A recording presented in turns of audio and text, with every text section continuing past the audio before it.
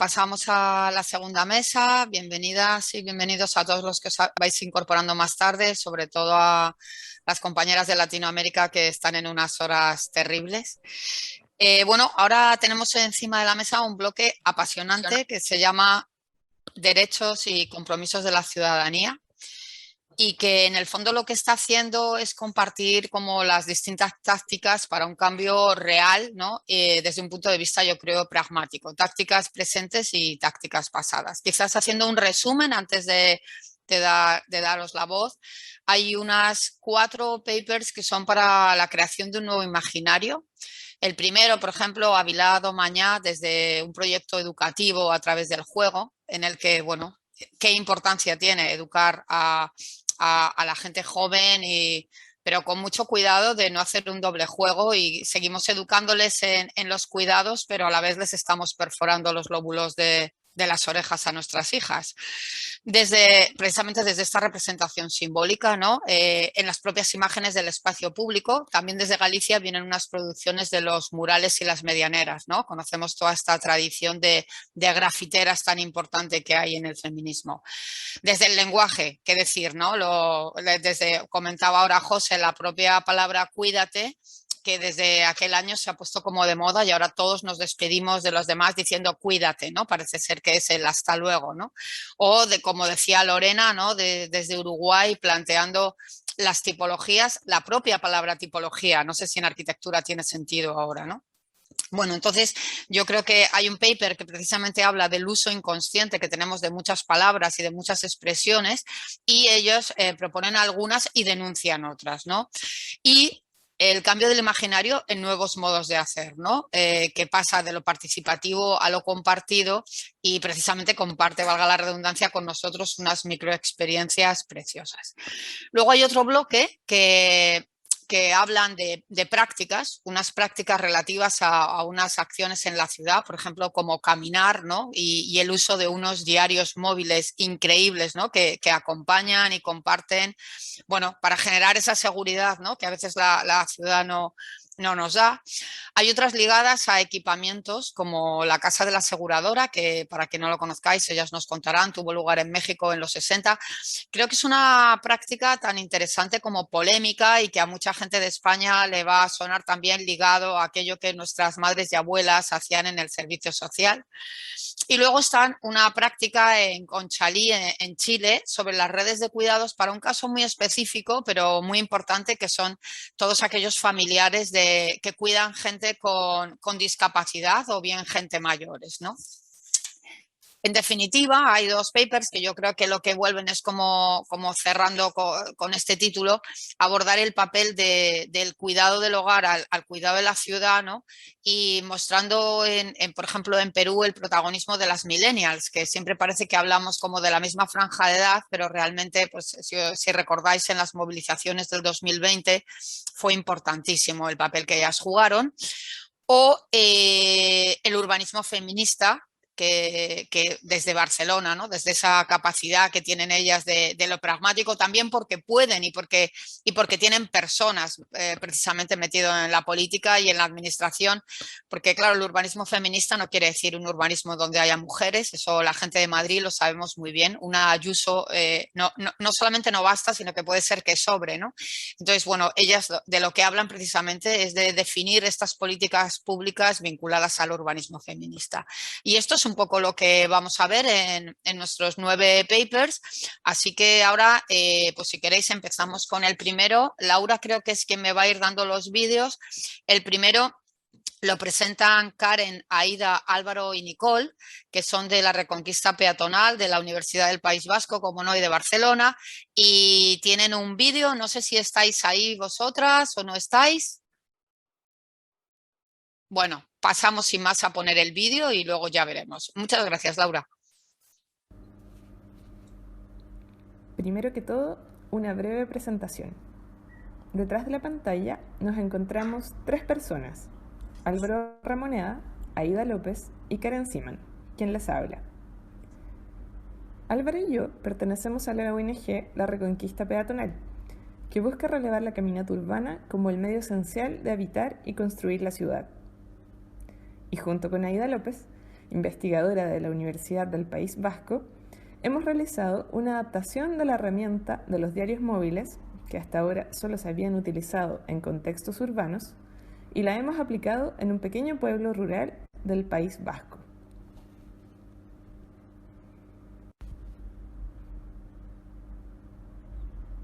Hoy les contaremos de estas experiencias, donde hemos dado voz a quienes crean y son al mismo tiempo parte de las dinámicas cuidadoras de nuestros pueblos y ciudades. Y este es el índice de la breve presentación que haremos.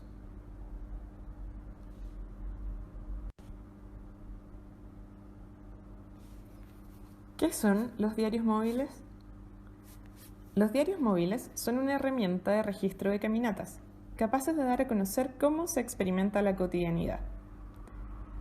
Los diarios tienen el objetivo de conectar a las comunidades con sus territorios e influir en su desarrollo. Nos ayudan a expresar vivencias y reflexiones y, por tanto, dan a conocer cómo se experimenta el urbanismo de nuestros pueblos y ciudades y cómo se articulan los puntos tangibles e inmateriales. Son una herramienta de toma de conciencia de nuestros entornos y de cómo experimentamos nuestra relación entre cuerpo y espacio, tanto físico como social. De los diarios móviles hemos obtenido en esta propuesta enriquecedoras lecciones en la inclusión de las personas que ejercen las labores de cuidado.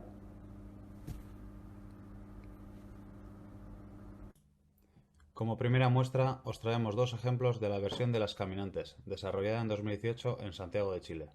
Es de noche, camino rápido, hay poca luz. Una mujer de 33 años narra su vuelta a casa. Comienza acompañada, describe una conversación y dibuja elementos de su entorno. Camino rápido y concentrada, pienso en lo que no dije. Me siento segura porque pasan autos y personas. Falta luz. Cuando sigue sola, describe las personas desconocidas como elemento de seguridad.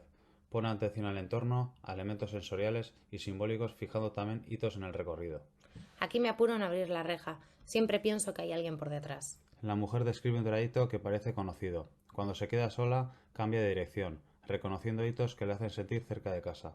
Incluso aquellos que podrían ser negativos, los narra familiarmente. De hecho, desarrolla una estrategia que denota aprendizaje al caminar, estableciendo su umbral de seguridad con los recursos próximos.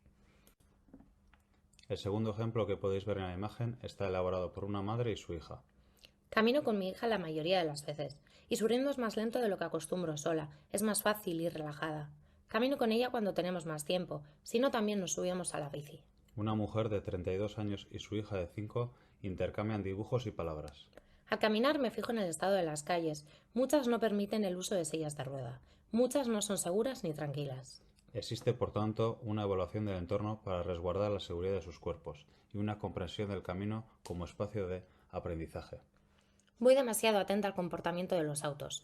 Le enseño a moverse por la ciudad, a usar sus pies, ser independiente y ser autónoma en sus movimientos, a respetar a los demás, a siempre respetar a peatones, a pedir permiso para adelantar, a saludar en la calle. Conocer el diario móvil nos permite encontrar múltiples propósitos de las caminatas del cuidado. Enseñar a niñas y niños mientras se recorre la ciudad es una acción que revela las posibilidades de la calle.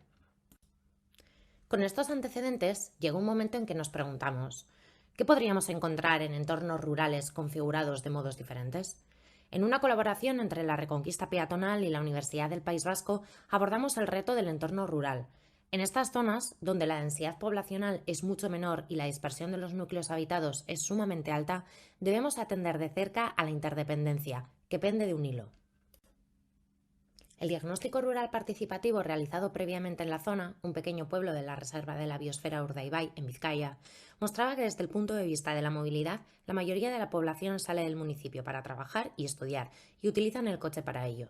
En ese trayecto, que aprovechan para dotarse de los suministros básicos, fuimos conscientes de que se pierden interacciones y cuidados comunitarios si no se protege el caminar peatonal, la parada y el encuentro esporádico. Debido a esa alta dispersión entre los núcleos y la cochedependencia, se produce un efecto directo de discriminación y aislamiento de las personas que por diversas razones no tienen acceso al vehículo a motor privado.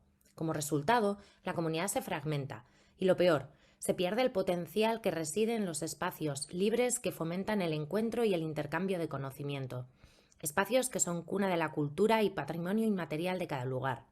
desde el idioma propio, como el euskera que cambia tanto de valle a valle, hasta los usos, tradiciones o leyendas.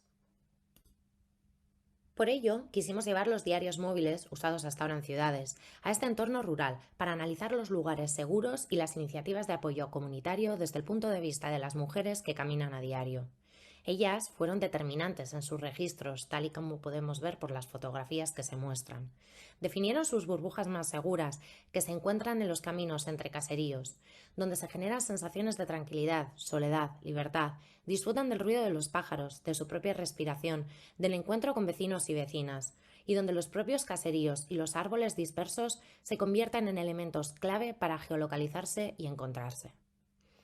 Esta extrapolación a lo rural nos ha permitido dialogar entre dualidades, la ciudad y lo rural, lo masculino y lo femenino, lo productivo y el cuidado, para comprender vivencias capaces de generar territorios coherentes y cuidadores para con su paisaje identitario.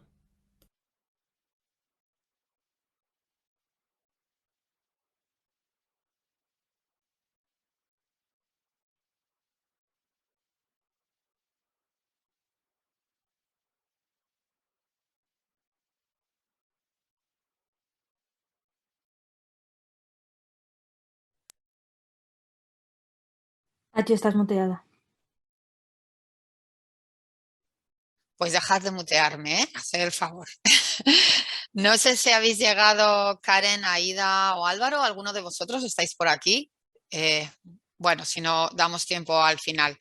La verdad es que este paper es súper interesante. A mí me ha recordado mucho, no sé si está por aquí Chiara, que está haciendo un trabajo sobre female cartographies que tiene muchísimo que ver con esto, ¿no? Y es una práctica cada vez más normalizada entre todas las que caminamos, y es uno de los papers que tiene mucho que ver con solas y con cuidados. Evidentemente, aunque estas cartografías sirven para todo el mundo, es verdad que hoy en día hemos de reconocerlo, que caminar sola en determinadas circunstancias en la ciudad por la noche y qué decir en el ámbito rural, bueno, pues puede tener ciertos peligros, y estas cartografías compartidas la verdad es que son una vía de ayuda. A mí me gustaría señalar, como para poder discutir luego, que yo creo que también añaden otra variable que he echado de menos en este bloque y en muchos de los papers, que es que los cuidados, la verdad es que cuando nosotros los pensamos hacia lo humano y hacia lo no humano. Y extrañamente la respuesta que hemos tenido casi siempre se ha referido a lo humano. En particular, estas cartografías, estos dibujos que hemos visto de este paper, habéis visto que hacían mención, ¿no?, a esos pájaros, a ese agua, a esos árboles, sobre todo en el ámbito rural, ¿no? Yo creo que es una componente fundamental, pero luego la discutiremos si os parece. Pues si queréis podemos pasar a la segunda aportación, que se llama La Casa de la Asegurada, el equipamiento urbano del Instituto Mexicano del Seguro Social. Nos la presentan Lucía y Rodrigo, Lucía desde Monterrey, Rodrigo desde Anáhuac, ambos de México. ¿Y estáis por aquí, Lucía, Rodrigo? Sí, aquí estamos. Bueno, estoy sola yo, pero... Estás sola tú y te bastas. Encantada, Lucía. ¿Cómo queréis hacerlo? ¿Queréis hablar? ¿Queréis presentar vídeo? ¿Queréis hacer las dos cosas? Queríamos presentar el vídeo con el sonido. Como Rodrigo no está ahí, él lo ha grabado para que él pueda estar presente. Fenomenal. Estupendo. Pues Laura, cuando quieras lo ponemos.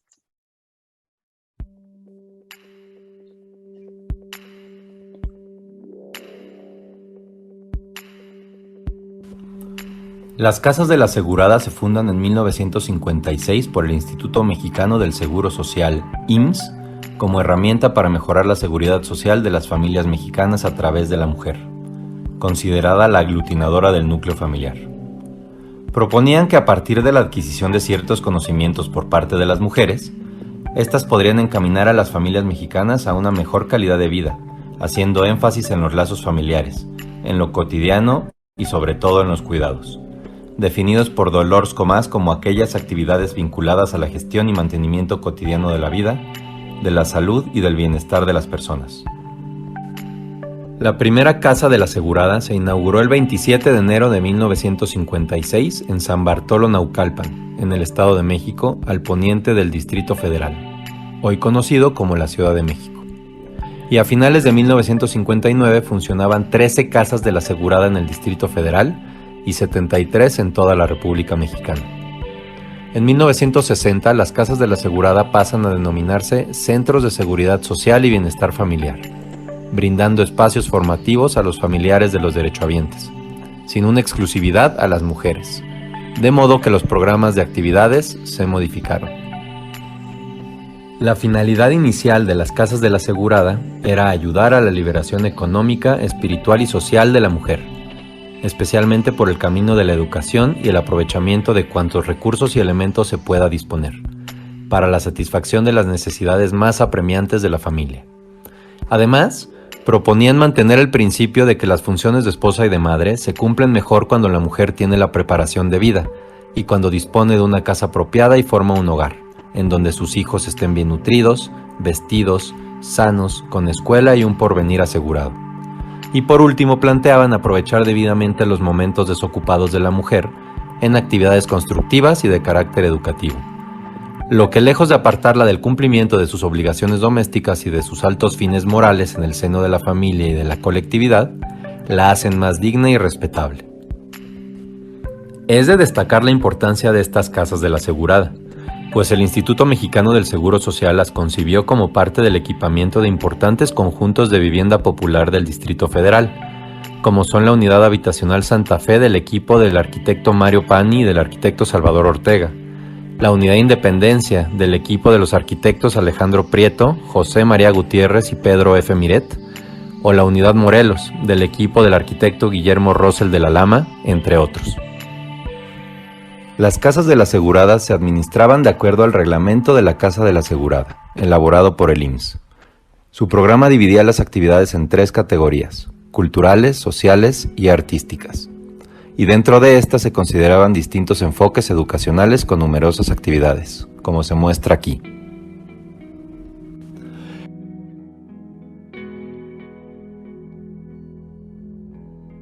En cuanto al servicio social organizado, planearon un sistema de brigadas con 2 campañas: higiene y cuidado de la economía doméstica.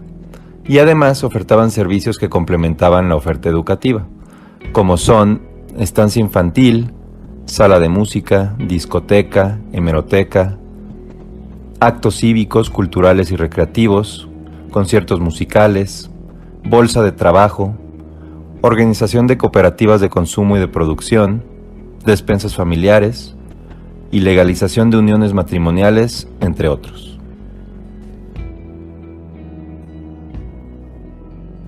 Para desarrollar estos servicios y las anteriores actividades, se requería que cada casa de la asegurada estuviera equipada con espacios adecuados para las actividades de dietética, higiene y prevención social, cultura estética, cultura general, práctica doméstica, recreación social, estancia de niños, administración y conferencias.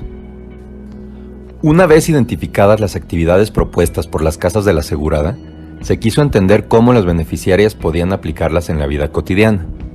Para ello, se analizaron las actividades de acuerdo con 4 esferas: la esfera productiva, con actividades relacionadas con la producción de bienes y servicios; la esfera reproductiva, con actividades no remuneradas que realizan las personas de una unidad de convivencia para los cuidados; la esfera propia, con actividades relacionadas con el desarrollo personal e intelectual; y la esfera política, con actividades relacionadas con la participación social, cultural y política.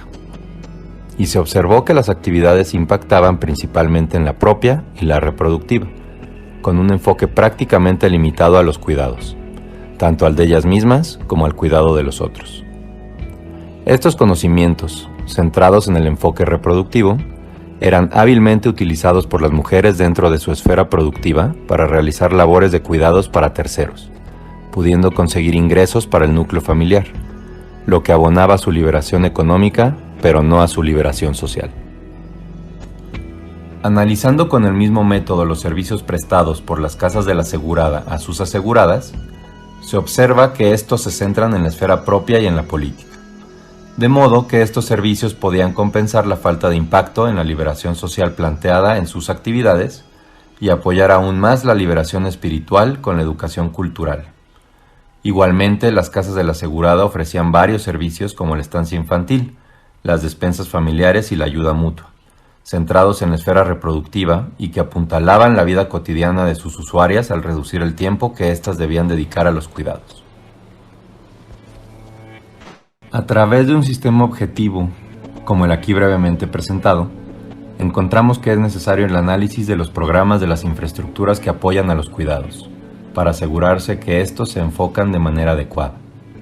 Mediante esta investigación se ha observado que para garantizar equipamientos que promuevan el empoderamiento de las mujeres en la vida cotidiana y la equidad de género en México, es necesario diseñar y construir nuevos programas y estructuras arquitectónicas que fomenten la deconstrucción de los roles de género actuales. Para ello, se considera fundamental la exploración histórica de los estudios de caso, ya que permite vislumbrar aciertos y errores desde la perspectiva de ese momento histórico, pero también del momento actual, entendiendo que la construcción social del género varía con el tiempo, la cultura y la región, entre otros aspectos. Las casas de la asegurada en México pueden ser muy criticadas desde el punto de vista actual, ya que pretendían educar a las mujeres basándose en el estereotipo de la mujer de la posguerra, que estaba al servicio del hogar y de sus familias. Sin embargo, hay algunas lecciones positivas que aprender de este programa y sus instalaciones. Algunas de ellas pueden estudiarse desde una perspectiva contemporánea y aplicarse como posibles herramientas en el diseño de futuros programas. Desde el punto de vista arquitectónico, las casas de la asegurada son edificios propiamente dichos, sin propuestas espaciales o materiales innovadores, pero con un funcionamiento impecable que permite una gran flexibilidad en el desarrollo de diferentes actividades gracias a la estandarización y sencillez de la construcción. Se adaptan de forma óptima a los conjuntos de vivienda en los que se ubican, a veces pasando prácticamente desapercibidos.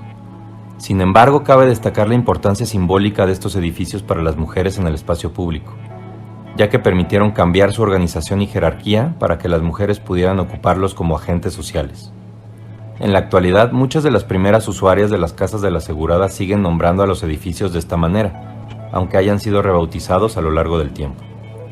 Esto se debe a que, para ellas, estas casas eran un símbolo de empoderamiento, de acceso al espacio público, una herramienta para la construcción de hermandades y el acceso a otras esferas fuera de la reproductiva.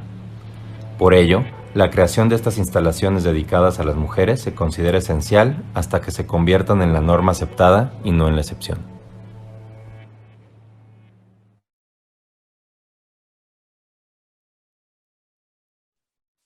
Bueno, increíble, súper interesante, Lucía. Bueno, lo primero de todo, dile a Rodrigo que menudo bozarrón tiene y menudo montaje habéis hecho. Este parece un vídeo de difusión profesional, pero la verdad es que explica perfectamente esto. Lo habéis dicho todo, es un análisis crítico y yo creo que lo más interesante, que es lo que podríamos debatir, ¿no? Es este final, ¿no? Cómo de alguna manera las mujeres han sabido, bueno, las mujeres y no sé si también ya ahora en este nuevo modelo más disruptivo en el que en el momento que hay un espacio físico, en el que hay un equipamiento, se permite de alguna manera alterarlo, ahora ya pueden entrar también otro tipo de géneros o no. Coméntanos un poco. Sí, nosotros principalmente iniciamos la investigación desde el punto de vista histórico, desde ese momento, ¿no? Entendiendo que la visión de la mujer es la visión de la posguerra, ¿no? Que pues era esta mujer clónica, como dice Saida Mushi, en la que pues todas iban vestidas iguales, todas iban peinadas iguales, gracias a estas clases de cocina o estas clases de estética, ¿no? Y de peluquería que se daban en esta casa de la asegurada, ¿no? Y en ese momento, pues para estas mujeres sí, evidentemente era un gran paso, ¿no? Porque habían pasado de estar encerradas en la casa a pasar al espacio público, ¿no? Entonces, claro, cuando iniciamos la lectura de todos estos programas, desde el punto de vista actual, pues nos parecía un horror, ¿no? Yo he visto caras cuando estábamos ahora hablando sobre el programa de susto, ¿no? Que eran las mismas caras que poníamos nosotros. Entonces creo que es importante esta revisión, no solo desde el punto de vista histórico, sino desde el punto de vista actual y cómo podemos aprender algunas cosas, pero otras cosas sí no repetirlas, ¿no? Entonces creo que eso es como muy importante, ¿no? Y como bien dices, pensar que quizás no tiene que ser solamente algo de la mujer, ¿no? Sino de de otros géneros. Y creo que también es importante el tema de centrar que los cuidados no son solamente de la mujer, ¿no? Y entonces abrir también como esta parte a otros miembros de la familia, ¿no? Que es un poco lo que se intentó al cambiar como de la casa de la asegurada a la casa para el bienestar familiar. Sobre todo yo creo que lo importante es que desde el punto de vista de la arquitectura es que haya un espacio a ocupar, ¿no? Un espacio que entre la casa y la ciudad hay un espacio intermedio que luego, independientemente de que el objetivo del Estado fuera tener una mano gratis de cuidadoras muy bien formadas y encima que estuvieran contentas, supongo que por la cercanía de México con Estados Unidos, muy heredada en estos años del ángel del hogar, ¿no? Pero en el fondo hay un espacio a ocupar y un equipamiento nuevo que no tiene nombre, que no es un colegio, no es una iglesia, entonces súper interesante. También con respecto a lo que comentas de los peinados, ¿no? El día 2 estará con nosotros Javier Echeverría, ¿no? De cuando escribió todas estas cosas de cómo influyó que en el fondo los arquitectos no hemos hecho nada en las casas, sino la radio y la televisión.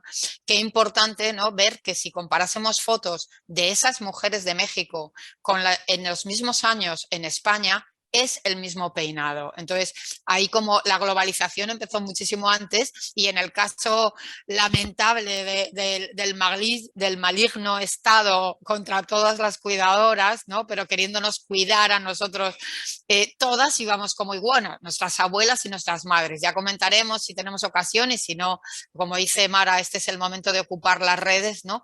de la seguridad social aquí, la falange española, ¿no? Pues en el fondo que era lo mismo, esos elementos que habéis puesto estaban calcados, de alguna manera había habido ahí una globalización de qué hacer para tenerlas guapas, contentas y al servicio de forma gratuita.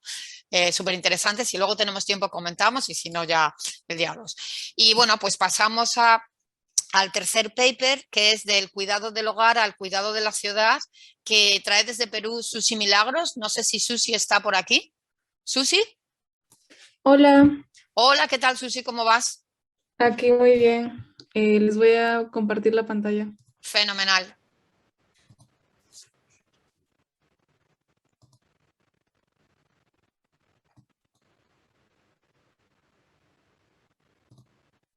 Muy bien. ¿Lo ven, verdad? Ok. Bueno, ¿qué tal? Yo soy Susi, soy peruana y el paper que mandé en realidad se titula Del cuidado del hogar al cuidado de la ciudad y justamente trato de brindar esta perspectiva y este contexto en el que se ubican diferentes protestas que se realizaron en el 2020, pero que trata de enfocarlo desde el contexto del rol que tuvo la mujer y sobre todo los colectivos feministas en esta revuelta, ya que la ciudad es un espacio de lucha constante, es un espacio de discusión y no tiene el mismo significado para todas las personas. De hecho, este significado multidimensional permite que el imaginario común plantee diversas cuestiones y que se produzcan estas discusiones, estas luchas. Para empezar, quería contar un poco del imaginario común que existe en Perú sobre la mujer peruana y su vida social, ya que como todo contexto latino, pero me parece que en Perú está un poco más fuerte, está este imaginario común que muchas personas consideran de esta idea retrógrada de lo que significa y el rol que posee la mujer, que de hecho lo trato de presentar a través de esta película que se titula Canción sin nombre, está ubicada en la década de los 80, recién se presentó en el 2019 por una directora sobre todo, y está, a pesar de que esta película, la temática es muy lejana a lo que les voy a contar, expresa muchísimo el rol que tiene la mujer en ese entonces, únicamente dedicada al hogar, abandonada, y cómo es que en una capital, hasta en los servicios básicos que debería poseer, no los posee, y se ve obligada, aunque esté embarazada, como se ve en la imagen, tiene que caminar cientos de de distancias para poder llegar hasta un punto donde pueda finalmente acceder a algún transporte público y sufrir de esas injusticias que finalmente vienen de una ciudad que no la cuida, de un sistema que no la cuida y que finalmente es ella quien tiene que dedicarse al cuidado del hogar y a cuidar a sus seres queridos. Ese es un poco del contexto en los 80, que si bien es una idea que ya está un poco desfasada, en realidad se mantiene tristemente en la actualidad, ya que justamente en el 2020 previamente hubo un caso de una violación grupal en el Perú y un abogado presentó como argumento de defensa que a la mujer que fue violada, a la señorita, le gustaba la vida social. Y este argumento fue tan fuerte y resonó tanto en los colectivos feministas que provocó todo un movimiento que se produjo en redes sociales donde todas las mujeres salieron, porque, bueno, como lo mencionaban al principio, al final se repite un poco esta franja de la edad millennial en donde utilizamos las redes sociales para realizar este tipo de protestos digitales, además, claro, además de salir a las calles y presentar esto que finalmente trata de sacar esta liberación y contar a todos y sacar todos estos posts mencionando como que yo soy mujer y a mí también me gusta la vida social. Y no por eso una mujer, o sea, nada justifica una agresión sexual. Entonces, básicamente se espera aún el mismo rol de la mujer que ya pasó, que se muestra en esa película que se ubicada en la década de los 80 y que ahora en el 2020 se vuelve a ver la misma situación. Entonces, esto es un poco para contar el contexto bajo el que se vive y luego mostrar cómo a pesar de todo esto, las mujeres que estamos, digamos, destinadas o que está preconcebido a través de esta construcción social que debemos dedicarnos al cuidado del hogar, pasa a expandir esta esfera de cuidados para pasar a cuidar de la ciudad. Ya que en el 2020 se realizaron una serie de protestas con respecto al golpes de Estado que se realizaron en noviembre y cómo la resistencia femenina tuvo un rol muy grande en estas protestas, ya que, bueno, se le denomina la generación del Bicentenario justamente porque Perú cumple 200 años, ¿no?, de liberación. Y en estas protestas, las personas que estuvieron en primera fila desactivando las bombas lacrimógenas que, bueno, debido a la policía, debido a la presión policial, eran todo el colectivo de feministas y también a través de diversos movimientos digitales y canales de Telegram. Y finalmente, después de las encuestas que se realizaron y los sondeos que se realizaron después de estas protestas, se detectó que el 65.6% de todos los participantes, este porcentaje, fueron mujeres millennial. Por eso se le denominó que el rostro de esta generación del Bicentenario que lucha por mantener esta justicia espacial social, tiene el rostro de una mujer millennial. Entonces, esto se trata de expresar esta expansión de esta esfera del cuidado para mostrar cómo finalmente logran tener un rol decisivo todas las brigadas feministas que estuvieron en esta protesta.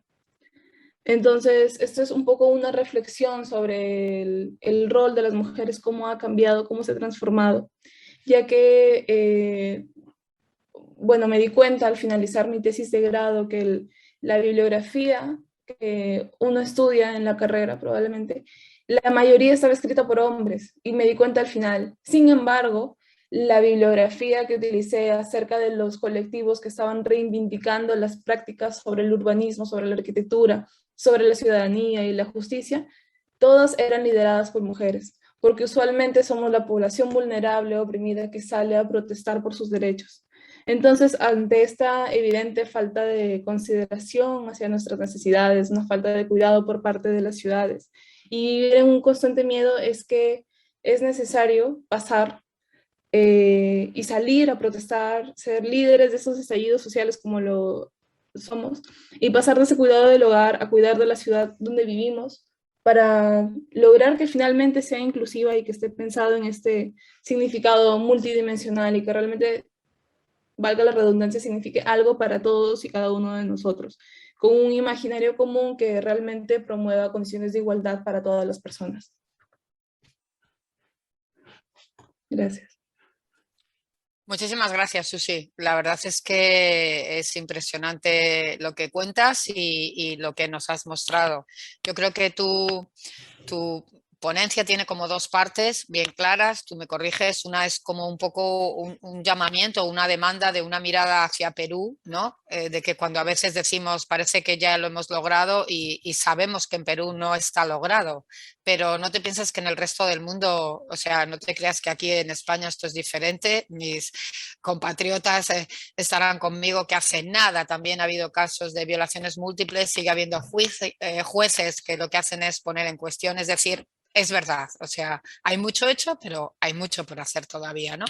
Y quizá lo mejor, ¿no? Es esa voz esperanzada que muestras. Tú eres una millennial, de hecho, ¿no? Por lo que veo, sí, eres, o sea, que hablas de las millennials desde fuera, pero tú eres una millennial y posiblemente tú eres una de esas protagonistas resistentes y activistas en la ciudad. Y yo creo que eso es muy importante por lo que hablábamos de este bloque, de este nuevo imaginario que se crea, ¿no? Esas tres mujeres con las máscaras antigases lacrimógenos que están luchando en la ciudad. Quizá el título de tu paper, la ciudad como espacio de lucha, es la ciudad y la red. Creo que es muy importante lo que las redes están permitiendo hacer. Son como esas cartografías que hemos visto en el primer paper, pero las redes ayudan, ¿no? Porque no es lo mismo que una mujer salga sola a luchar contra los policías a que cree como un grupo a través de las redes. No sé si quieres comentar algo ahora que lo tenemos en caliente y que todavía estamos con la emoción de lo que hemos visto. Susi, dinos. Sí, fue muy fuerte en realidad porque las protestas duraron muchos días, hubo muchos heridos, hubo 2 fallecidos y realmente fue muy fuerte porque se espera que la fuerza, digamos, esté en las personas, en los hombres, digamos, y en realidad fue todo lo que nosotras como colectivo feminista y resistente lo sabemos. O sea, la primera fila estaba llena de ellos, o sea, las redes sociales estaban llenas de los videos de las mujeres, los colectivos feministas, resistiendo y cuidando finalmente no solamente de la ciudad o de la justicia, digamos, en cuanto al aspecto político, sino también de la ciudadanía en general, a través de esta desactivación de bombas que, bueno, pues fue crucial en realidad. Sin esto hubiera sido muy difícil lograr el cambio, porque al final se logró sacar del poder a la persona que estaba realizando ese golpe de Estado, ¿no? Al final se logró el objetivo. Pues muchísimas gracias por compartir estos cuidados con nosotros, tan necesarios, por supuesto. Y pasamos al siguiente paper. Luego podemos hablar al final si tenemos tiempo. El siguiente paper se llama Trabajos maternos, práctica falopatercentrada y dinámicas inconscientes verbalizadas. Y lo presenta Luisa de la Autónoma de Madrid. Luisa, ¿estás con nosotras?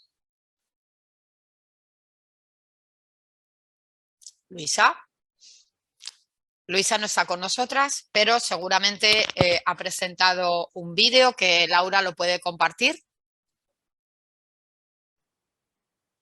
Me parece que vamos a tener que pasar a la propuesta 7. ¿Y porque nos hemos saltado también la 5 o qué? No, sí, no hay vídeo ni... Pero bueno, si quieres presentarlas por si ha llegado alguien. Bueno, no, vamos a... Y la 6 tampoco. Estamos sufriendo un boicot en la red. Acá, Hola. ¿Quién es? Hola, Anabela, ¿qué tal? ¿Cómo estás? Anabela, que es urbanismo feminista y políticas públicas, sí que está con nosotras. Pues fenomenal. Pues si quieres, Anabela, le das tú y luego ya vemos si vamos recuperando. Anabela, entiendo que estás ahora en Barcelona, pero que viniste de la FADU, ¿o es al revés? ¿Cómo es el recorrido? Hola, sí, ¿qué tal? Buen día. Muchas gracias a todas por estar acá y por darme este espacio. Estoy en Buenos Aires en este momento. Estuve en Barcelona 2 años. hasta el año pasado, con una beca del Ministerio de Educación de Argentina, estoy tomando un máster y voy a presentar una pequeña parte de esa investigación que ahora está incluida dentro de lo que es mi tesis doctoral en proceso de vuelta a Buenos Aires. Fenómeno, cuando quieras. Así que fui y volví. A ver.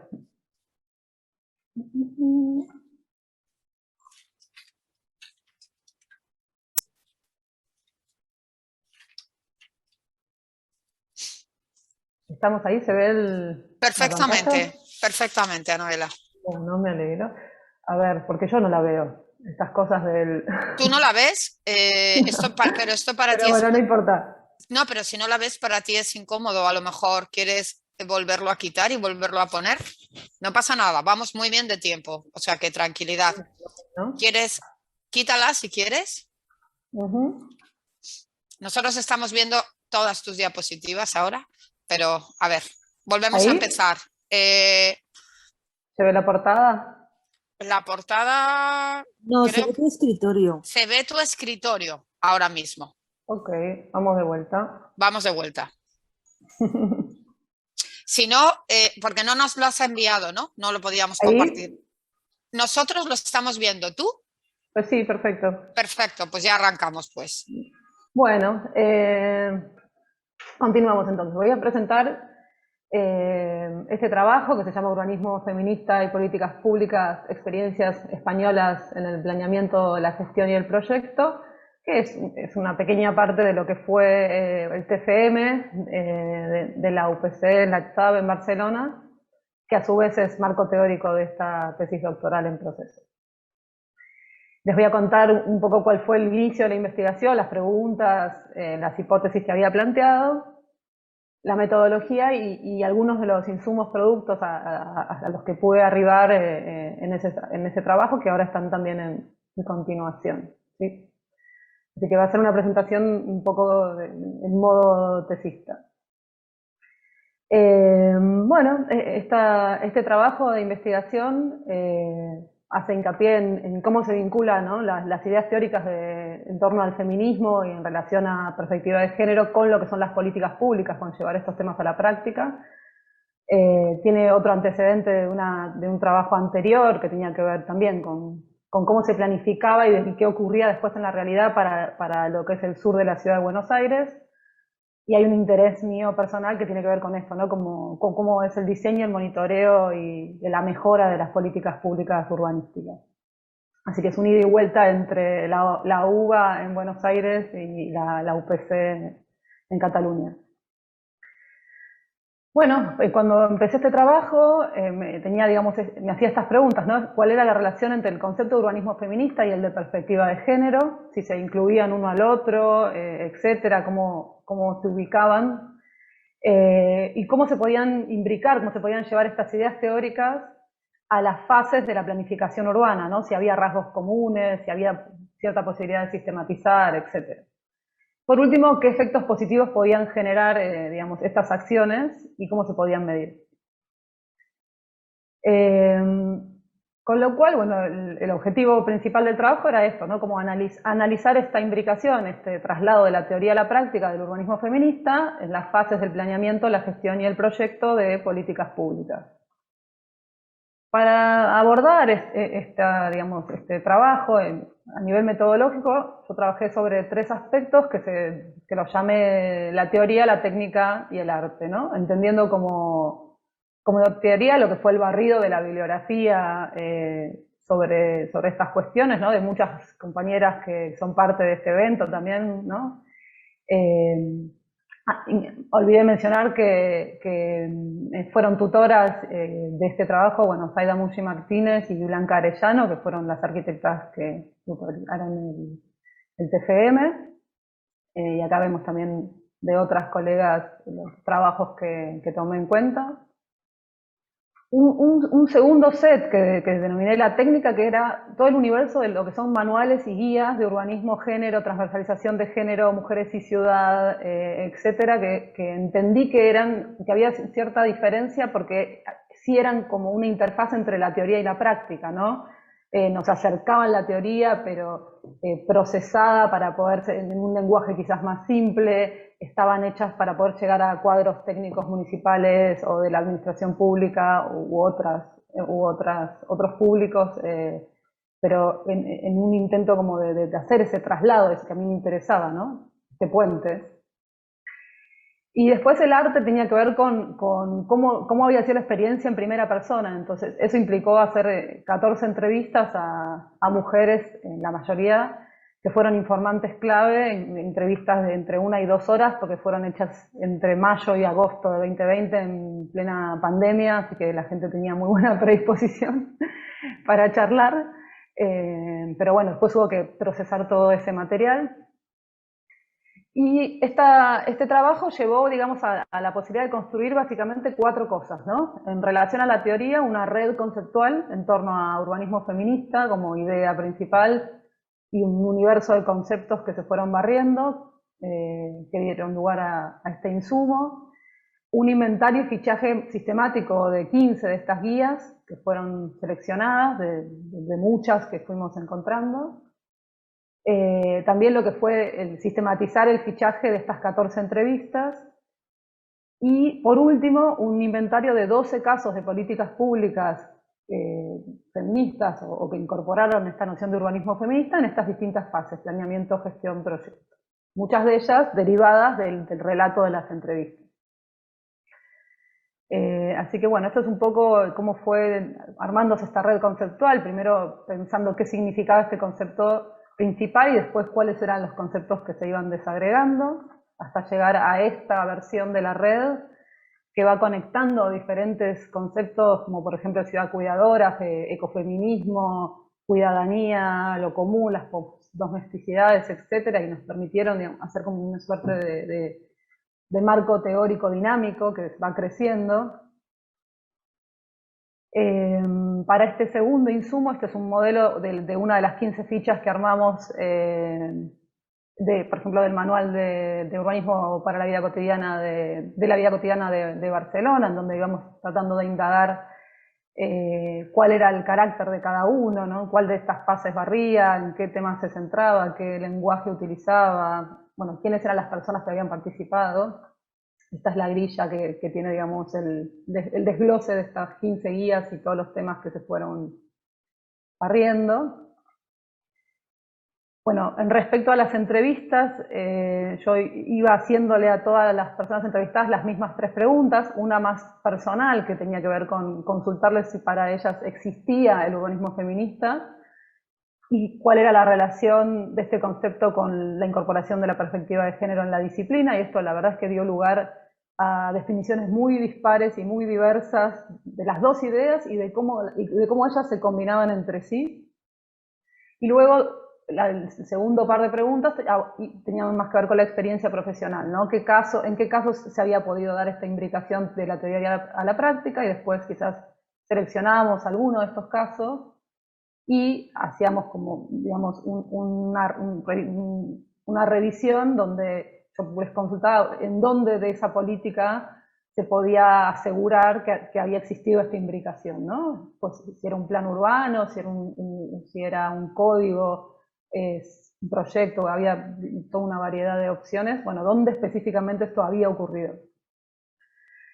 Así que, bueno, estas son las fichas muy síntesis de quiénes fueron las personas entrevistadas, un primer set de personas referentes de lo que sería la Escuela de Viena y de quienes se consideran también pioneras en estos temas: Eva Kail, Franziska Ullmann, Doris Damianovic, que trabajó también para la guía de urbanismo y género de la ciudad de Viena.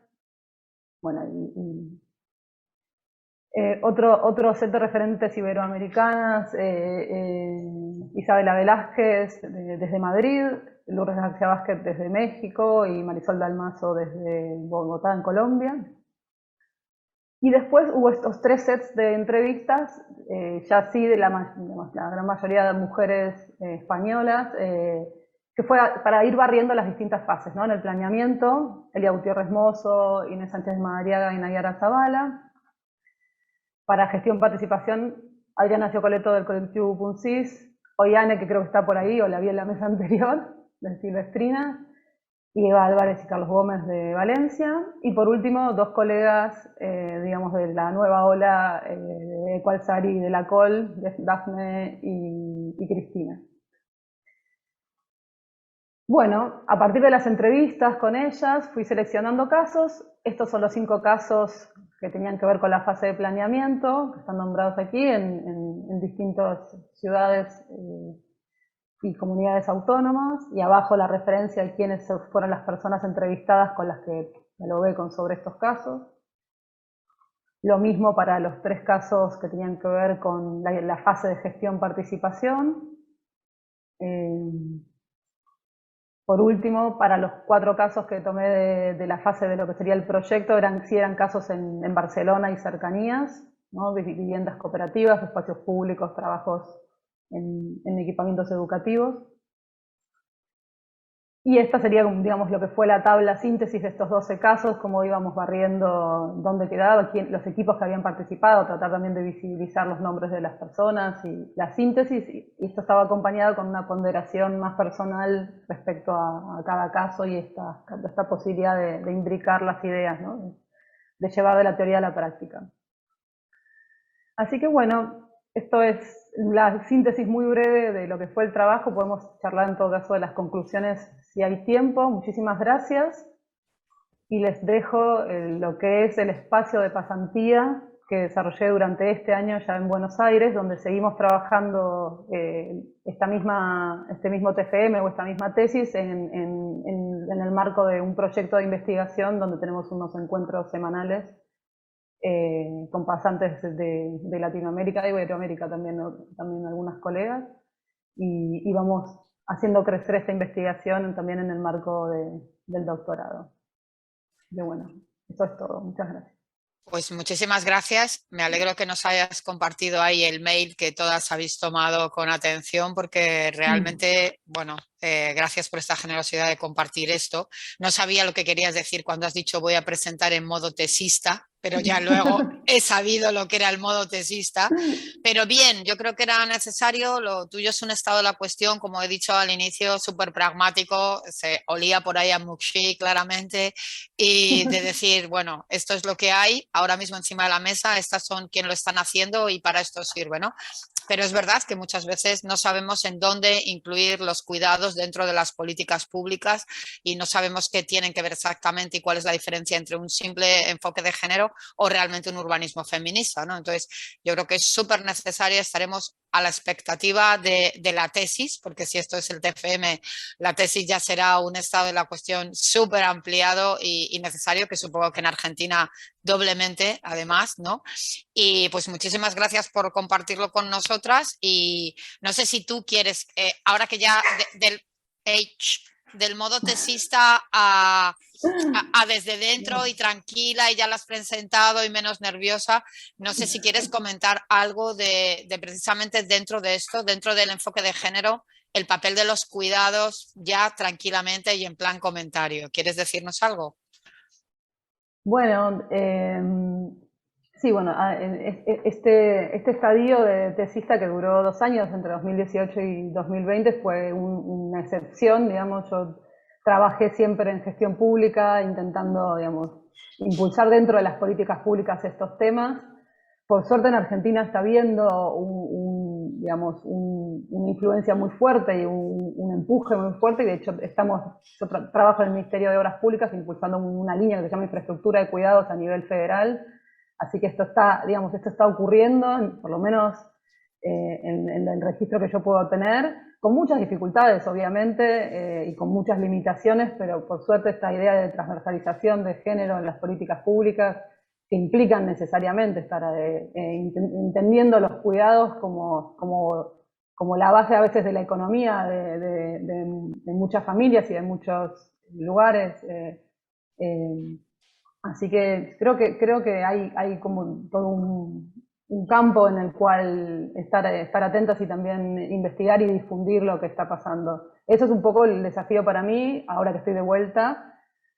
Cuando estuve allá era la oportunidad poder estar en contacto con todas estas personas que entrevisté, que fue la verdad un lujo poder hacerlo. y ahora viene la parte de hacer la misma, quizás hacer la misma experiencia con colegas latinoamericanas. Un poco lo estamos haciendo desde el espacio de la pasantía y bueno, habrá que reprocesar nuevamente todo eso para poder llevarlo al trabajo de tesis doctoral, ¿no?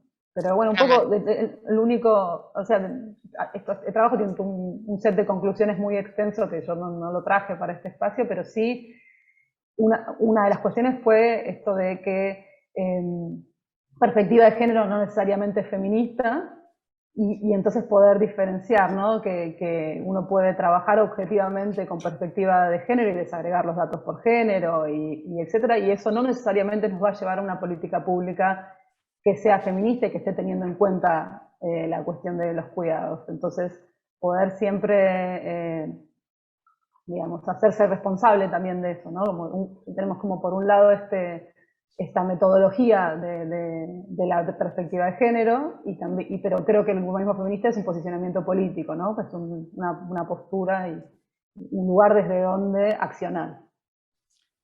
Muchísimas gracias por esta aclaración que es súper pertinente. No vamos a entrar en polémica porque Mara me dirá que me salto el tiempo, pero es verdad que los grupos de ultraderecha también dicen que tienen enfoque de género y evidentemente no están posicionados dentro del feminismo, o sea que un temazo. Enhorabuena, Anabela, y que vaya bien. Luego si podemos hablamos y si no, el 2. Bien, pues vamos a pasar, Laura, ¿me corriges? Tenemos a Gloria de Conchalí, Chile. Sí, acá estoy. Qué bien, súper bienvenida. Gloria ha presentado un paper que se llama Red Comunitaria de los Cuidados en Conchalí, Chile, vinculación y reconocimiento de los territorios a las personas cuidadoras de familiares con discapacidad o mayores. Pues, ¿qué quieres hacer? ¿Nos vas a contar? ¿Vas a poner un vídeo? ¿Las dos cosas? Voy a compartir pantalla. Vale, perdonad, no he dicho que Gloria, que es importante porque ella se define así, es importante, es cuidadora, es socióloga y es activista. Cuando quieras. Muchas gracias. Buenos días a todos y a todas. Bueno, como ya me presentó Aksu, que soy primero que todo cuidadora, socióloga y activista en relación a los cuidados.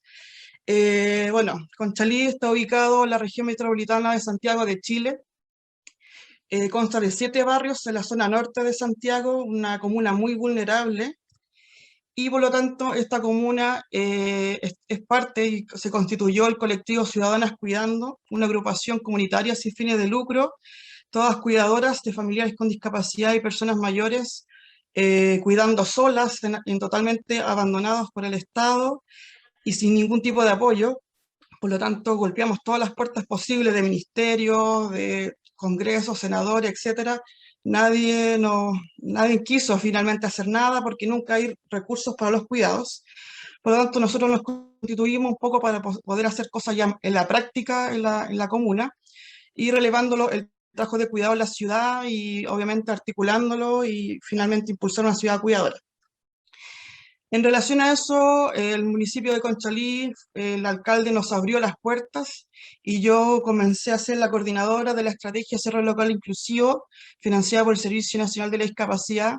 Es una estrategia netamente enfocada a las personas con discapacidad, pero nosotros como colectivo también incorporamos la visión y el enfoque de las personas cuidadoras.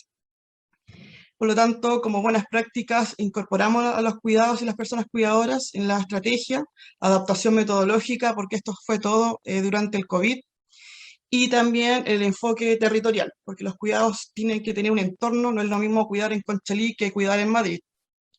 También realizamos talleres de autocuidado, gracias a una geógrafa llamada Pía Soto y la monitora, que también es cuidadora, Verónica Contreras.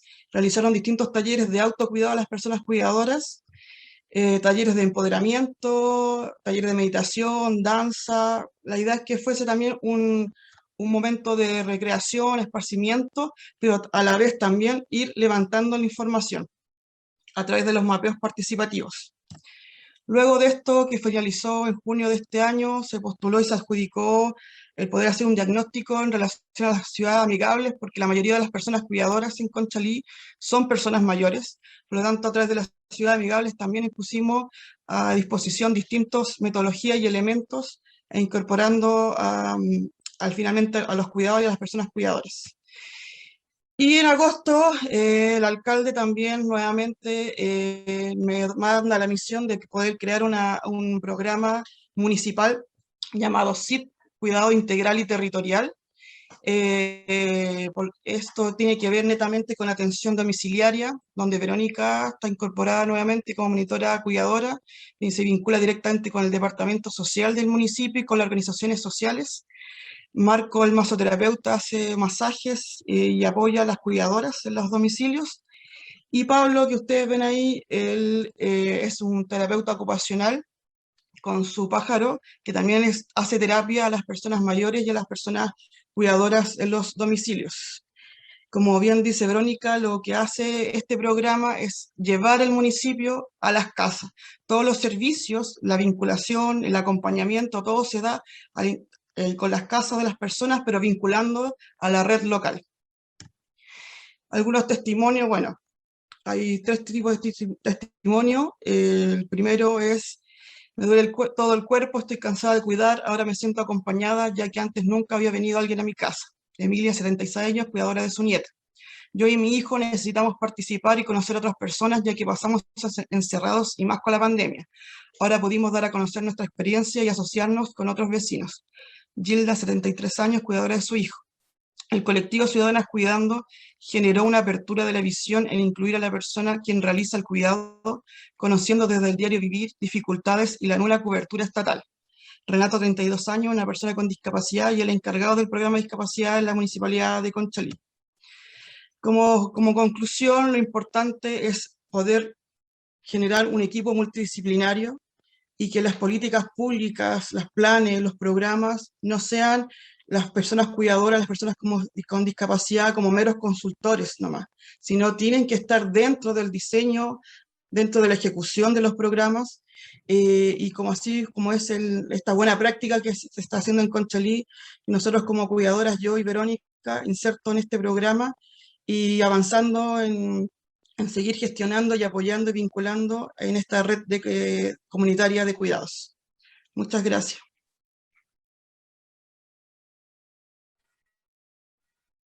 Muchísimas gracias. Esperad que pase la ambulancia. Ya. Es que esto es lo que tiene el directo y ya sabéis que Roma son siempre ambulancias por todas partes. Bueno, muchísimas gracias, Gloria, por compartir esto. Un paper que además se ve hecho desde dentro y desde fuera, ¿no? Que con esa capacidad de extrañamiento de objetivar una situación lamentable que además tú eres cuidadora y estás viviendo. El día 2 tenemos en uno de los conversatorios un tema que yo creo que tiene que ver con esto, porque aunque tú todo el rato aquí has hablado de personas con discapacidad, en el fondo el edadismo, el pensar que las ciudades no están hechas y pensadas como a nosotros nos han educado para una persona que tiene todas sus capacidades, que es independiente, bueno, en particular era hombre, blanco y varón, pero ahora que ya está incluido mucho más, sin embargo, se han incorporado todos los géneros, pero no se han incorporado todas las edades y no se han incorporado todas las capacidades. Y lo cierto es que a partir de los 40 empezamos a tener distintas discapacidades. Entonces, en Solas también nos ha preocupado mucho el tema de los cuidados, porque aquí hay cuidadoras, pero hay un momento en el que las Solas también requieren de otros cuidados y no tiene, evidentemente, por qué ser un familiar. Entonces, yo creo que has puesto encima de este núcleo de problemas que tenemos o de situaciones, uno que es fundamental. La verdad es que cuando oías en este testimonio decir a esta madre, tengo 72 años y obligatoriamente tengo que seguir cuidando a mi hijo de 38 con discapacidad, dices, no, es que no, ¿no? Entonces, convertir ese trabajo reproductivo en productivo a través de la implicación del Estado, ¿no? Que es lo que vuestra asociación ha de alguna manera logrado, ¿no? Colocar espacio-tiempo y eso, y cuerpos que se ocupan es fundamental. No sé si quieres comentar algo más, porque es que estaba clarísimo, lo has expuesto súper claro, lo hemos visto, lo entendemos. No, por mi parte, es netamente volver a aclarar que la importancia de que las personas que estamos pasando, que estamos experimentando, seamos parte de las políticas. Yo creo que eso es lo importante porque finalmente está bien los profesionales, yo también soy profesional, pero también es importante hacer todo esto, incorporar esta visión, sea personas cuidadoras, sea personas con discapacidad mayores, etcétera, tienen que estar incorporados en la política pública. Totalmente de acuerdo, y por eso decía que lo bueno es que es desde dentro y desde fuera, ¿no? Que tiene estas dos visiones. Muchas gracias, Gloria. Bueno, pues vamos a pasar, que Laura me diga, yo voy a seguir el orden y si luego recuperamos gente que no ha podido venir, pues la recuperamos. En principio ahora pasaríamos a ver la experiencia gallega de Ávila Domañá, no sé si está aquí, buscando otro modelo de ciudad. Sandra, desde A Coruña, ¿estás por aquí con nosotros? Hola, Hola, ¿qué tal? ¿Cómo estamos, Sandra? bien, gracias. ¿Qué tal por ahí? ¿Frío? Pues sí, hace frío. Sí, es que te veo ahí con el térmico y todo esto y digo, debe hacer frío. Estamos en otoño. Pues nada, ya ha llegado. Pues nada, compartes, vas a proyectar por lo que veo Así una... ponemos el vídeo, ¿no? Fenomenal. Venga, cuando Creo quieras, que acabamos antes. como tú quieras, no tenemos problemas de tiempo. El tiempo es parte de los cuidados. Pues Ávila Domañá. Voy a comenzar con una reflexión de Adriana Bisker. Estas son las palabras que un día cualquiera, meditando por la calle, se me vinieron a la cabeza. Así las transcribo. Calles. Niñas y niños en sus soledades mudas. Cruzan las calles de ciudades amargas. Ritmos vertiginosos modulan su caminar. No hay paradas para el descanso, no hay tiempo. No hay tiempo para recuperarse y mirar y sentir, para observar, para aprender, para querer. Inhóspitos espacios urbanos de guerras sin sentido, valores olvidados y ambiciones desmedidas. Equivocan a sus gentes. Y entre memorias rotas, contenedores malolientes, semáforos, coches, vomitonas y orines, también lágrimas de niñas y niños mojan las calles.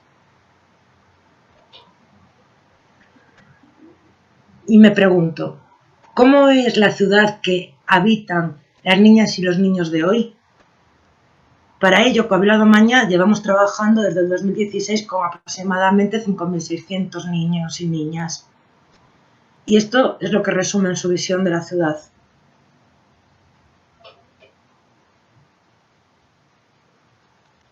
Estos son villas gallegas, caminables en 15 minutos de un extremo a otro, y lo que me están dibujando los futuros habitantes podría ser San Paulo, podría ser Nueva York o podría ser Madrid. ¿Y cuáles son los elementos fundamentales de su ciudad? El Mercadona, el McDonald's, los aparcamientos. A veces nos llevamos sorpresas y lo importante para ellas y ellos son la gente, que a veces nos olvidan el urbanismo actual. Pongo esta frase de Francesco Tonucci, que creo que resume un poco la visión que tiene la infancia y la adolescencia a día de hoy de sus ciudades, y en la cual nos dice claramente que la ciudad se ha vendido, la ciudad se ha prostituido.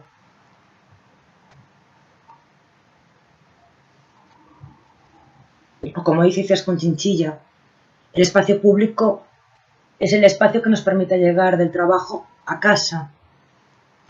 Y ante esta idea de ciudad que tiene los más pequeños y las más pequeñas, Ávila Domañá es un proyecto educativo de divulgación cuyo objetivo es que desde la infancia, a través del juego, se tome conciencia de todas las escalas de lo común. La arquitectura, el patrimonio tangible e intangible, el urbanismo y el paisaje. A tiempo que desde la disciplina arquitectónica tengamos una visión distinta de lo que es la ciudad.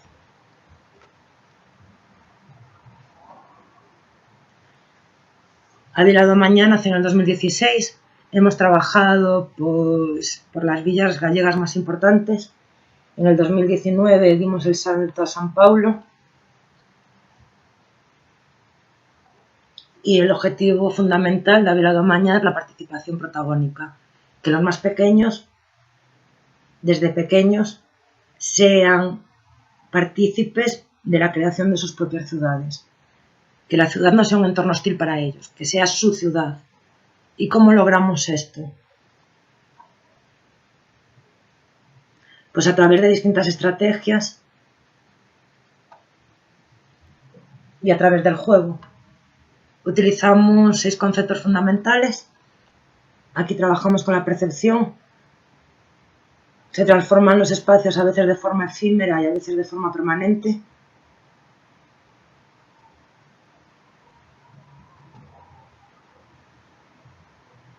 Trabajando con el espacio, este es un aparcamiento que en ese momento por la pandemia estaba totalmente vacío y de repente un lugar muerto como es un parking se convierte en algo vivo cuando se llena de niños jugando. Invadimos aquellos espacios que nos son vetados a diario. Intentamos jugar con las distintas texturas de ciudad, porque antes de poder transformarla hay que saber qué elementos la constituyen. Y no es lo mismo trabajar con el asfalto que trabajar con el césped o con la piedra o con la madera.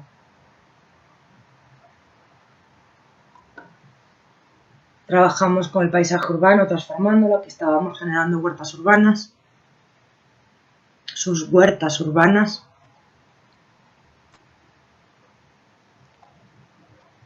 La naturaleza como elemento fundamental que creo que a día de hoy debería ser necesario en nuestras ciudades.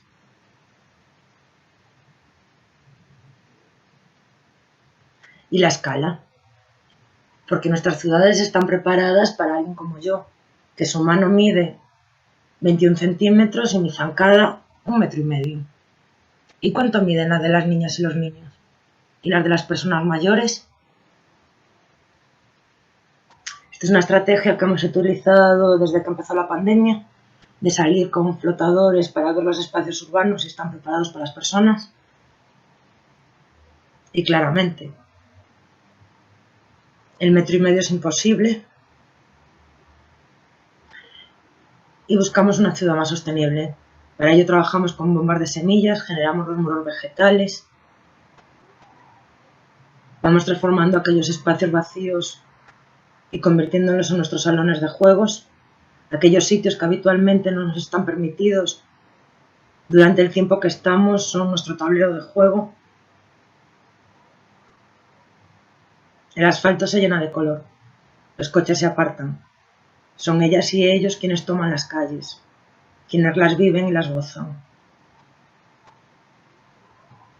Y resumiendo un poco, esto es Ávila Domañá, que busca un modelo de ciudad diferente. Creo que Ávila Domañá nació con una crisis económica, cuando se terminó el boom del ladrillo y se nos empezó a olvidar el término crisis y las ciudades seguían siendo lo mismo. Fue cuando nace Ávila Domañá. Ahora estamos en una crisis peor, una crisis sanitaria, que creo que es una oportunidad para todas y todos de reflexionar sobre el modelo de ciudad que queremos para un futuro. Y muchísimas gracias. Muchísimas gracias, Sandra. Buenísimo vídeo. Ahora te vamos a pedir que nos cuentes la parte B. O sea, esta es la parte bonita, todo guay, la ciudad libre, todo tal. Y cuéntanos la parte B. Cuéntanos lo que realmente ha pasado, los conflictos que has tenido, cuando ha llegado la policía, cuando los padres te han dicho por qué les estás diciendo que hagan esto, están pintando el árbol y de paso la casa y de paso la silla. Cuéntanos. A ver, el primer problema son los políticos. Porque se les propone que durante una semana la ciudad es de los niños y las niñas, o sea, la ciudad es nuestra. Y cuando hablo en plural es porque yo en ese momento soy una niña más. Entonces es convencerlos que durante una semana puede pasar cualquier cosa. Hemos tenido experiencias en las cuales utilizábamos a los bomberos para humanizar un muro de los militares con la figura humana. Hemos tenido experiencias en las cuales hemos invadido las calles con los vecinos cortándonos los hilos porque no podían aparcar. Y después el gran problema es la sociedad en general. El cambio de configuración del espacio. En el momento que cambias el rol, que lo que ellos estaban acostumbrados, que es de llegar con su coche a la puerta de su casa, aunque tengan su garaje, pero claro, tienen 3 coches, pero como vienen diciendo, y se encuentran a 200 niños jugando, ahí se genera el conflicto. Y Ávila Domañá lo que hace es provocar esos conflictos, es salir a la acción.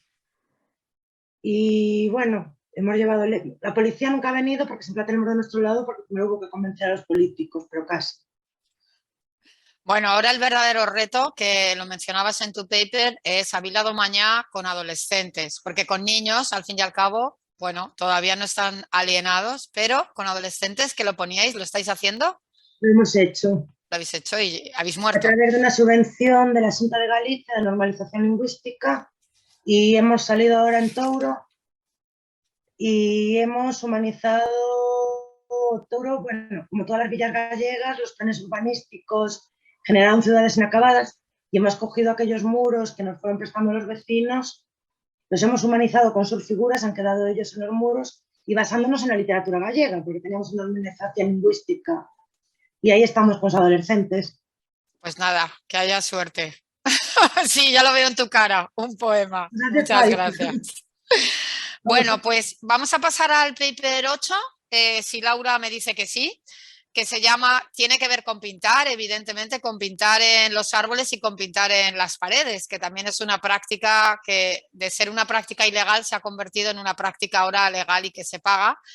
En este caso creo que no está perseguida. Se llama Cuidados, murales y medianeras, la arquitectura como soporte de la representación simbólica del trabajo de las mujeres gallegas. También viene de Galicia, por eso decía lo de pintar.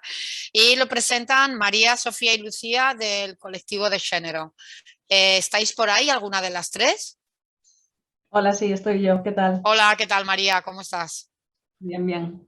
Aquí, lamentablemente, Lucía no se pudo conectar hoy, pero bueno, estoy yo aquí para... Estás tú para mantener el fuerte. ¿Vas a proyectar el vídeo? ¿Qué quieres hacer? Pues lo enviamos con voz, así que si lo podéis poner...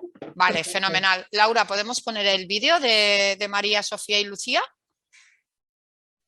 Están en ello. Es que ahí estamos. Desde una perspectiva histórica, la representación del cuerpo femenino en el espacio público ha sido y sigue siendo controvertida. La cosificación o hipersexualización de los cuerpos y la exaltación de los roles y estereotipos femeninos perpetúan en general y por encima de cualquier otro mensaje el sesgo interesado de los medios publicitarios y patrones de consumo.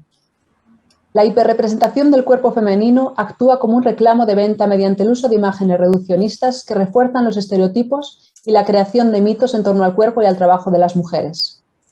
Estándares sociales que, además de consolidar modelos de adecuación poco realistas, generan expectativas inalcanzables que incitan al escrutinio y comprometen a futuras generaciones. En las últimas décadas hemos sido testigos de la proliferación en múltiples contextos de un tipo de manifestación artística que transforma paredes vacías en lienzos de gran formato. Se trata de murales, cuyo impacto visual y escala de intervención consiguen transformar muros residuales e inocuos en espacios de representación con enorme potencial simbólico. Paredes grandes en lugares con mucha o poca visibilidad.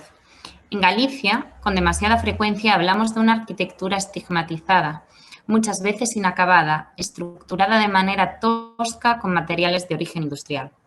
Esto también incluye los fenómenos especulativos de otras épocas de excesos. Con demasiada frecuencia, la medianera se ha quedado congelada en el paisaje como un espacio político de disidencia arquitectónica que evidencia las expectativas frustradas del promotor. El muro desprovisto de ventanas que se encuentra debería estar entre dos edificios de similar escala, bajo el auspicio de unas, más que optimistas, normas o planes generales de ordenación municipal. Diferencias de escala notorias, exageradas por la singular orografía del terreno. El soporte perfecto para que en Galicia emerja el fenómeno mural. Feminismo, grafiti y muralismo forman un trinomio con una escuela consolidada internacionalmente. La tradición viene desde los años 60 del pasado siglo. El cuerpo femenino como forma disidente de comunicación en el espacio público aparece en forma de manifestaciones estético-políticas frente a las narrativas hegemónicas. Y aunque la mirada de la figura de la mujer está presente en talentosas artistas gallegas como Nana Art, Lidia Cao, Iria Fafián, Avi Castillo, Ana Santiso y Lula Goce, sin olvidarse de las grafiteras Sachs y Lupita Hart, por su conexión con el territorio y los cuidados, las obras de Joan Almar y Joseba MP son especialmente paradigmáticas.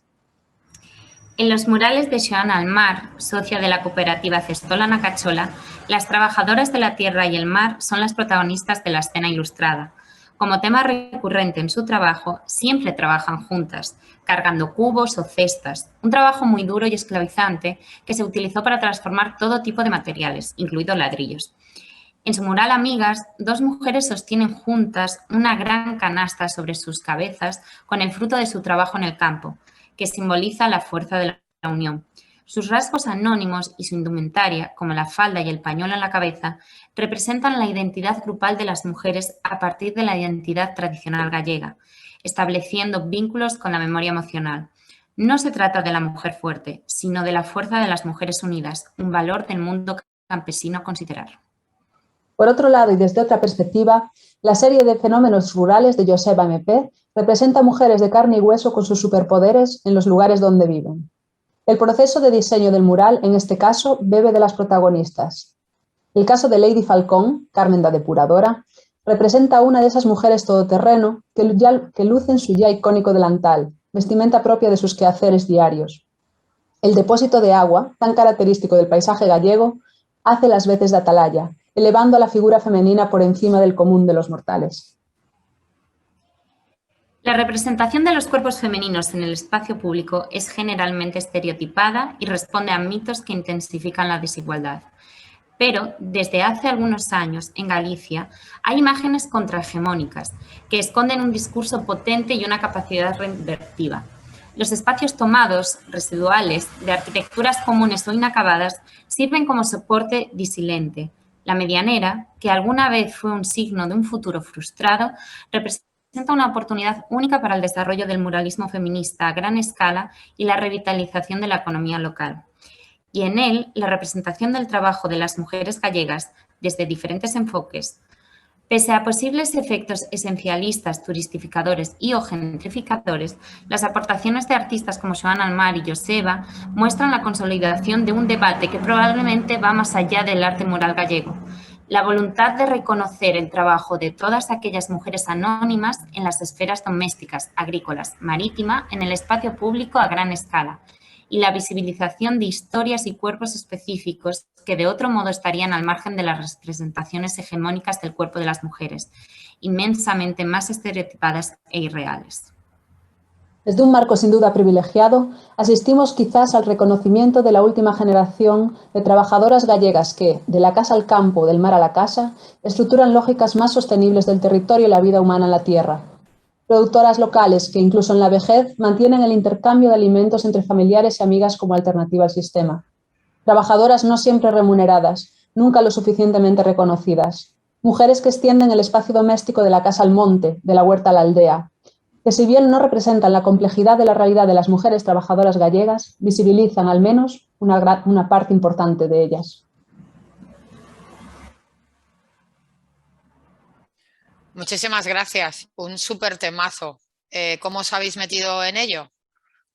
Bueno, pues yo también soy investigadora y docente ahora en estos temas, pero con mis compañeras en Galicia seguimos manteniendo este colectivo, que fue con el que empezamos, de hecho, ya hace años, y con el que intentamos hacer pues, cosas más innovadoras y un poco que nos permitan salirnos un poco de los, de las ideas prefijadas a veces que tenemos sobre los temas que deberíamos explorar o no desde la arquitectura. Y este tema siempre nos causó mucha curiosidad y verdaderamente vimos que había un boom desde los últimos años. Y entonces contactamos a los artistas, se animaron a participar y de ahí nació.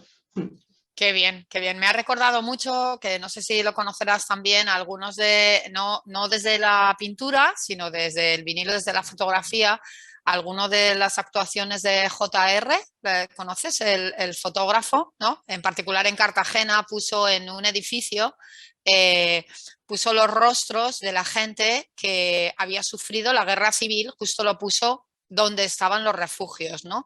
Entonces era muy importante porque aparte de visibilizar una situación compartida por mucha gente y sufrida por muchos, también era importante porque la ciudadanía se veía reflejada, entonces veía como que la ciudad tenía que ver con ellos, no era un espacio... Yo, en cuanto estoy con una gallega, me pongo a hablar en gallego. Esto es una cosa como increíble, que no creéis que me estoy riendo de nadie, pero es que soy empática, fonética y no lo puedo evitar, ¿eh? O sea, que hablaré hoy en uruguayo, de todo. Bueno, quiero decir que me ha recordado mucho a estas actuaciones de JR, que es bonito porque junta la arquitectura con la fotografía, en este caso la arquitectura con la pintura en el que hacéis, y en el fondo es otra forma de cuidar, porque es otra forma de decirle a la gente que esta es tu ciudad y por eso estás ahí, ¿no? El espacio. Y vuelve a romper esto del espacio público y el espacio privado. Me parece una pasada y bueno, y sobre todo también estaba pensando justo en Valencia una vez que fuimos ahí como una deriva de grafitis y que todas las mujeres que nos enseñaron que estaban en los grafitis eran unas tías estupendas, súper tetonas, súper tal, no sé qué, que yo, bueno, salía como muerta, ¿no? Entonces que de repente haya como súper bellas, pero también bellas viejas, bellas diferentes, ¿no? En otras acciones. Así que súper enhorabuena. Pues muchísimas gracias por compartir esto con nosotras y que vaya bien esta investigación, que seguro que dará mucho más juego, ¿no? Muchas gracias a vosotras por dar espacio también para que estos temas sean reconocidos y tengan espacios como este, que son muy necesarios. Gracias, María. Bueno, pues vamos a pasar a nuestro último paper, que justamente tiene que ver mucho un poco con esto que estábamos hablando con María. Se llama Ceder espacio, del arte participativo al arte compartido. Y es precisamente esta mirada, la mirada de que no solamente es un arte en el que participa mucha gente al hacerlo, sino que incorpora también la mirada del público. En este caso, el público sería esta persona dibujada, pintada en el graffiti, y ella es parte fundamental de esto, ¿no? Y esto lo presenta María desde la Universidad de la Costa en Colombia, que no sé si está por aquí. María Verónica Machado Penso, ¿estás por aquí? A lo mejor por las horas no estás por aquí. Bueno, si María no está, no importa porque tenemos un vídeo suyo, lo que pasa que sí, creo recordar que me dice Sálvora que no tenía voz el vídeo. Laura, ¿podemos colocar el vídeo? No, caminar no. Ceder espacio.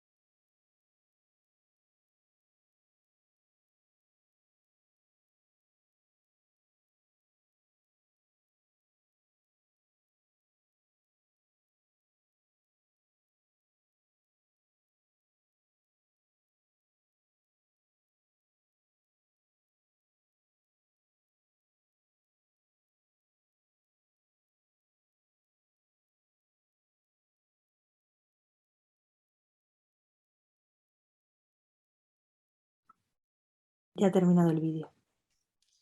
Bueno, yo creo que ha acabado. Es que como era una producción artística, yo no sabía si Antonio 55 era parte también del vídeo y lo teníamos que dejar ahí colocado, ¿no? Como un rato, como esto iba de participativo y de que todos compartíamos, digo, joder, Antonio 55 se está quedando con nosotros.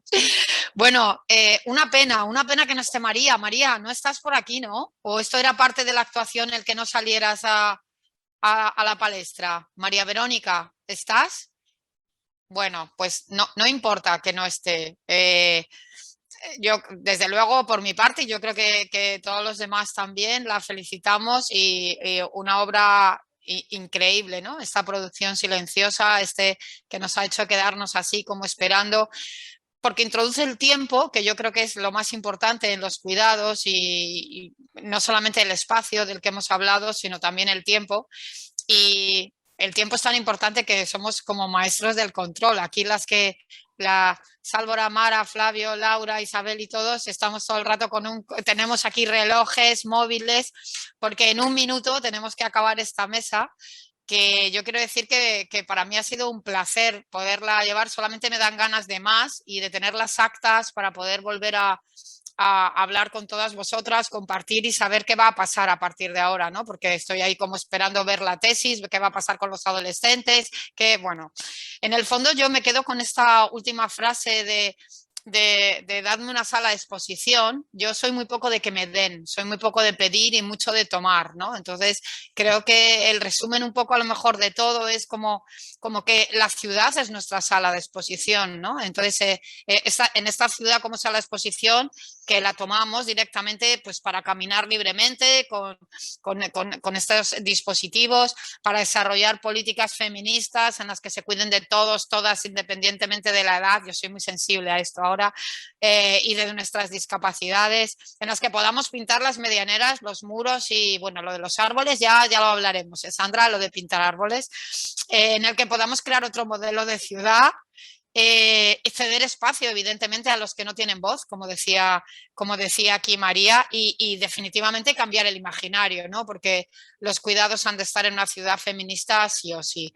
Entonces, no sé si alguien quiere decir algo. Sandra, que no le ha gustado de los árboles, dilo. Que no son árboles, serán las ramas. Voz. ¿Me escuchas? No te oímos. Pero nosotras sí, ¿eh? ¿Sí? ¿Le oís? Sí. ¿Ah, sí? Yo no. ¿Por qué no la oigo? Sí. Una acción, me han hackeado. Bueno, pues vaya. me igual. ¿Me escuchas, no? No oigo, yo no oigo nada, pero no me importa, te leo, habla tú. No son árboles, son las ramas de la poda. Y es lo que iban a ser las guías de lo que iban a ser las bombas de semillas cuando nazcan, de las judías. ¿Que las has podido árboles? ¿Achu? Espera que escribo. ¿Achu, ahora nos oye? No, Achu. Así que perfecto, lo tenía preparado para el 26, pero te he entendido que los árboles no estaban vivos, que estaban muertos. No, que no son árboles. Que no son árboles, que son palos, estacas clavadas. Sí, te he entendido. Vale, no, bien. Pero bueno, que como estábamos cambiando el imaginario, y que a mí me encanta también el bosque vasco pero pintado, pero que bueno, introduzco el tema del cuidado a lo no humano, pero era una broma, Sandra, me ha encantado. Pues si queréis, tenemos hasta 1:30 para la siguiente mesa, y yo creo que una cosa propia de cuidados es que podamos ir a hacer un pis, los que tenemos un poco de incontinencia. Nos vemos en 3 minutos aquí, ¿vale? Muchísimas gracias por esta mesa, increíble. Gracias a todas. Gracias.